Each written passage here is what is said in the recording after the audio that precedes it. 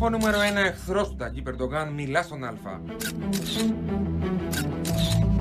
Συναντήσαμε τον Φετουλάχ Γκιουλέν στο Τσέσνατ Κάμπ, σε ένα χώρο που για πρώτη φορά μπαίνει κάμερα ελληνικού τηλεοπτικού σταθμού. Σε αυτήν την έκταση των 25 στρεμμάτων στις πλαγιές των βουνών Πόκονο στην Πενσιλβάνια των Ηνωμένων Πολιτειών ζει από το 1999 ο Φετουλάχ Γκιουλέν. Θρησκευτικός ηγέτης που ανέδειξε τον Ερντογάν, αλλά πλέον χαρακτηρίζεται από την άγκυρα τρομοκράτης. Μιλώντας στον Α, ο αυτοεξόριστος ημάμις εκφράζει την ανησυχία του κατά την κλιμάκωση της έντασης στην Ανατολική Μεσόγειο και εξαπολύει η επίθεση στο Σουλτάνο. Bizimkiler sarhoş gibi davranıyorlar bence. Son zamanlarda da bizimki delice şeyler konuşuyor.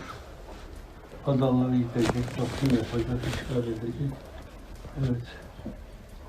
Herkes yerinde dursun. Medeniyet dünyasına. Μιλώντας στον Α, εδώ, από το Τσέσνατ Κάμπ στην Πενσιλβάνια, ο αυτοεξόριστος ημάμις Φετουλάχ Γκιουλέν, ο υπαριθμόν ένα εχθρός του Ταγί Ερντογάν, στέλνει το δικό του μήνυμα στην Ελλάδα και τους Έλληνες.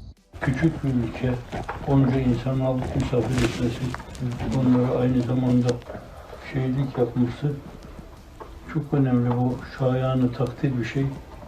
Fakat birileri neyse ki genel havayı bozmak, bulandırmak için Οι χώροι του κάμπ επιτηρούνται διαρκώς από κάμερες ασφαλείας. Ένα όχημα ιδιωτικής εταιρείας φύλαξης βρίσκεται στην είσοδο σε 24ωρη βάση. Ο Γκιουλέν έχει δεχτεί πολλές απειλές για τη ζωή του και πάγιο αίτημα της άγκυρας είναι η έκδοσή του από τις Ηνωμένες Πολιτείες. Ο ίδιος σπάνια εγκαταλείπει τις εγκαταστάσεις. Τα τελευταία χρόνια άλλωστε δεν του το επιτρέπει και η διαταραγμένη υγεία του.